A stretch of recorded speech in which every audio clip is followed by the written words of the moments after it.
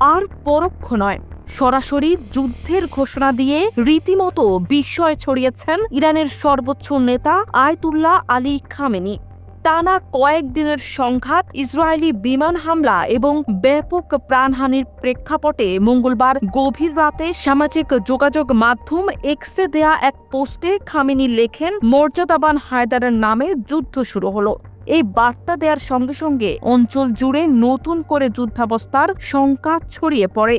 খামেনির এই ঘোষণা এমন এক মুহূর্তে এসেছে যখন ইরান ইসরায়েলের মধ্যে উত্তেজনা কূটনৈতিক ভাষা ছাড়িয়ে সরাসরি সামরিক রূপ নিয়েছে। ইসরায়েলি হামলায় এখন পর্যন্ত ইরানে প্রাণ হারিয়েছেন অন্তত 450 জন। এর আগে ইরানের সর্বোচ্চ নেতার বিরুদ্ধে প্রকাশ্যে হুমকি দেন মার্কিন প্রেসিডেন্ট ডোনাল্ড ট্রাম্প।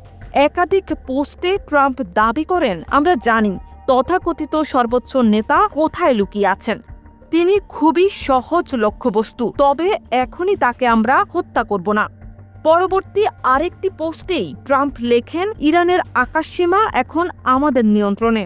এবং তৃতীয় আরেকটি পোস্টে সোজা সাপটা লিখে দেন, আনকন্ডিশনাল সারেন্ডার বা নিঃশর্ত আত্মসমর্পণ।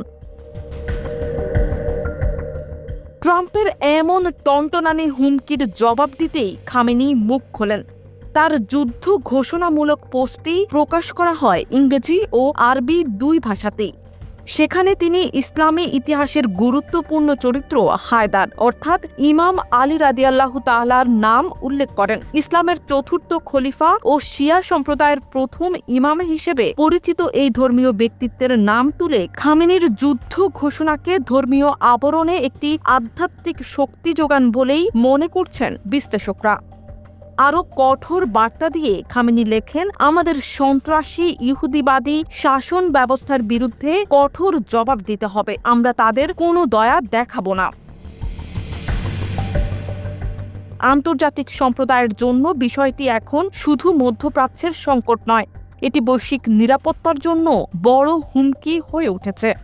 যুদ্ধ কেবল তেহরান ও তেল আবিবে সীমাবদ্ধ থাকবে না, সেটি গড়াতে পারে গাজা, লেবানন, সিরিয়া এবং পারস্য উপসাগরীয় অঞ্চল জুড়ে। বিশ্বজুড়ে উদ্বেগ বাড়লেও আপাতত কোনো পক্ষই পিছু হটার ইঙ্গিত দিচ্ছে না। ফলে যুদ্ধ বাস্তবতা এখন কেবল অনুমানের বিষয় নয়, একটি অনিবার্য ভবিষ্যৎ বলেই দেখা দিচ্ছে।